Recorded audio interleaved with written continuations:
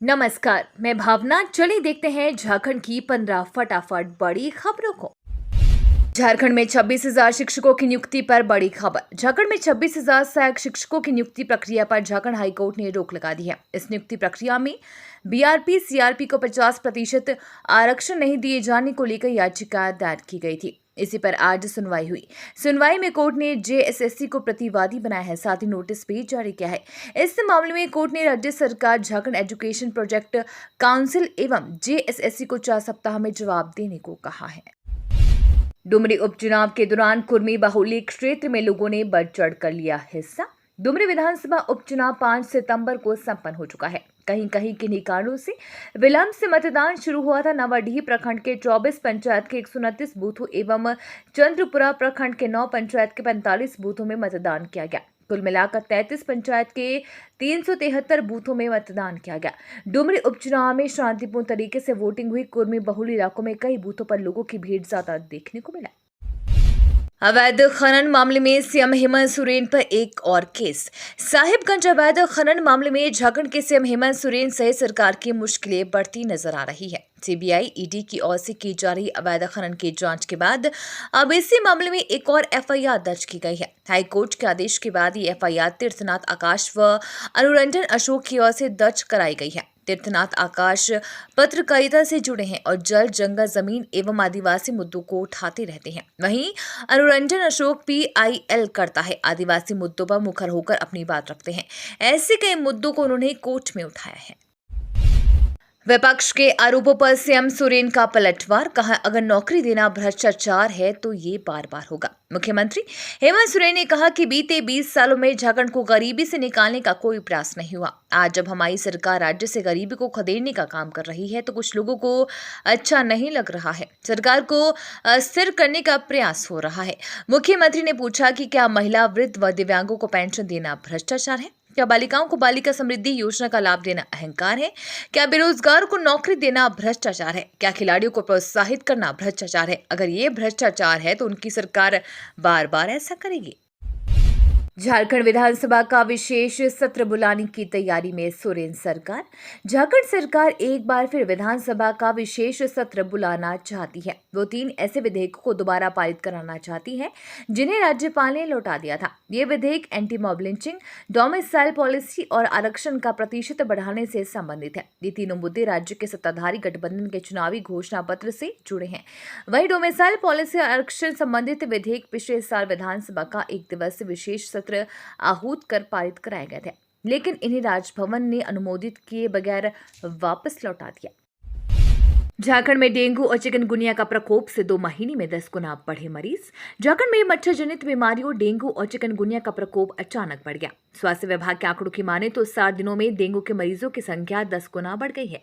वहीं पूर्वी सिंहभूम में अब तक डेंगू से 4 लोगों की मौत हो चुकी है। एक गंभीर बीमारी से भी पीड़ित है। फिलहाल राज्य में डेंगू के 647 मरीज चिन्हित किए गए हैं। इनमें से सबसे ज्यादा 441 मरीज पूर्वी सिंहभूम में है, जबकि राजधानी रांची में अब तक 56 मरीज चिन्हित किए जा चुके हैं। इधर राज्य में अब तक चिकनगुनिया के 223 मरीज चिन्हित किए गए हैं। इनमें सबसे ज्यादा 72 मरीज रांची के हैं, जबकि पूर्वी सिंहभूम में चिकनगुनिया से पीड़ित मरीजों की संख्या 63 बताई गई है। दाऊ यादव ने सरेंडर करने के लिए ईडी से मांगा 1 माह का वक्त। अवैध खनन घोटाले में फरार चल रहे अभियुक्त राजेश यादव उर्फ दाऊ यादव ने प्रवर्तन निदेशालय को पत्र लिखकर सरेंडर करने के लिए 1 महीने का समय मांगा है। सुप्रीम कोर्ट ने उसे 15 दिनों के अंदर जांच अधिकारी के समक्ष हाजिर होने का निर्देश दिया था। अवैध खनन घोटाले की जांच के दौरान ईडी ने दाऊ यादव को समन कर पूछताछ के लिए बुलाया था, लेकिन वो हाजिर नहीं हुआ। अवैध खनन की सीबीआई जांच रुकवाने के लिए सुप्रीम कोर्ट पहुंचा पंकज मिश्रा। पंकज मिश्रा ने अवैध खनन के मामले में हाई कोर्ट द्वारा दिए गए सीबीआई जांच का आदेश को सुप्रीम कोर्ट में चुनौती दी है। इसमें विजय हांसदा, राज्य सरकार, ईडी और केंद्र सरकार को प्रतिवादी बनाया गया है। अवैध खनन के आरोप में जेल में बंद पंकज मिश्रा की ओर से 31 अगस्त को सुप्रीम कोर्ट में एसएलपी दायर की गई है। इसमें हाई कोर्ट द्वारा रिट पिटीशन क्रिमिनल में दिए गए आदेश को निरस्त करने का अनुरोध किया गया है। इस माह हर हफ्ते आंगनबाड़ी केंद्रों में चलेगा राष्ट्रीय पोषण अभियान। पूरे सितंबर माह को राष्ट्रीय पोषण माह के रूप में मनाया जाएगा। केंद्र सरकार के निर्देशानुसार सक्षम आंगनबाड़ी केंद्रों में इस कार्यक्रम को किया जाएगा। इसके लिए जिला प्रशासन की ओर से निर्देश जारी कर दिए गए हैं। पोषण माह का थीम सुपोषित भारत, साक्षर भारत, सशक्त भारत दिया गया है। इसके लिए विभाग की ओर से मासिक कैलेंडर भी जारी कर दिया गया है। माह के प्रथम सप्ताह में 1 से 7 सितंबर तक पोषण माह की शुरुआत की जाएगी। इस सप्ताह में स्तनपान और पूरक आहार पर विशेष ध्यान रहेगा। सीएम हेमंत सोरेन ने साहिबगंज को 76 योजनाओं की दी सौगात। झारखंड की जनता के साथ सरकार पूरी मजबूती के साथ खड़ी है। परिस्थितियां कैसी भी हो, हर वर्ग और हर तबके के विकास के लिए सरकार कार्य कर रही है। सभी का उत्थान हमारा संकल्प है। मुख्यमंत्री हेमंत सोरेन ने साहिबगंज जिले के बरहेट प्रखंड स्थित सीमल ढाब में विकास मेला सह जनता दरबार को संबोधित करते हुए ये बातें कही। मुख्यमंत्री ने कहा कि सरकार कई योजनाएं चला रही है। इन योजनाओं को आप तक पहुंचाने का काम हो रहा है। आप भी आगे आए और इन योजनाओं से जुड़े। झारखंड में फिर एक्टिव हुआ मॉनसून, अगले 24 घंटे बारिश को लेकर अलर्ट।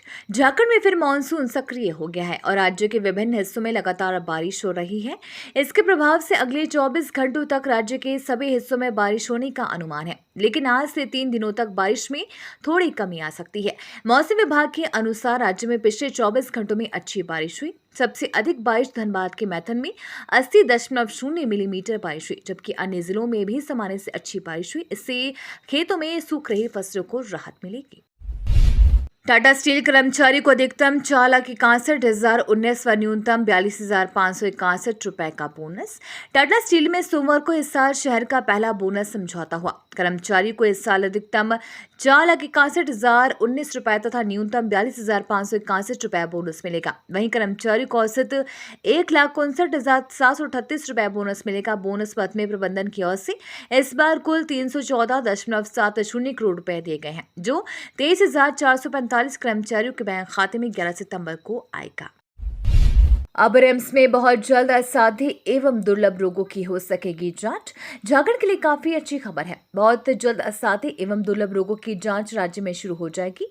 झारखंड का सबसे बड़ा सरकारी अस्पताल रिम्स जेनेटिक एवं जीनोमिक्स विभाग को पूर्ण एक्सोम सिक्वेंसिंग करने की तैयारी में जुटा है। भारतीय आयुर्विज्ञान अनुसंधान परिषद ने रिम्स के जेनेटिक्स एवं जीनोमिक्स विभाग द्वारा प्रस्तावित 2 बाह्य अनुसंधान परियोजनाओं को अनुदान देने की स्वीकृति दी है। यह रिम्स एवं पूरे झारखंड के लिए एक बहुत बड़ी उपलब्धि है।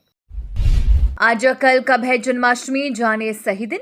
जन्माष्टमी भाद्रपद माह के कृष्ण पक्ष की अष्टमी को मनाई जाती है। इस साल अष्टमी 6 सितंबर की दोपहर 3:37 से शुरू होकर 7 सितंबर शाम 4:14 तक रहेगी। गृहस्थ लोग जन्माष्टमी का व्रत 6 को रखेंगे, जबकि वैष्णव व वल्लभ पंथ मनाने वालों की जन्माष्टमी 7 सितंबर को है। इस साल जन्माष्टमी पर रोहिणी नक्षत्र का संयोग भी बन रहा है। रोहिणी नक्षत्र 6 सितंबर की सुबह 9:02 से 7 सितंबर की सुबह 10:25 तक रहेगा। अमिताभ और सहवाग के पोस्ट वायरल। इंडिया का नाम भारत करने की खबरों के बीच बॉलीवुड और खेल जगत की हस्तियों ने एक्स पर पोस्ट किए हैं, जो वायरल हो रहे हैं।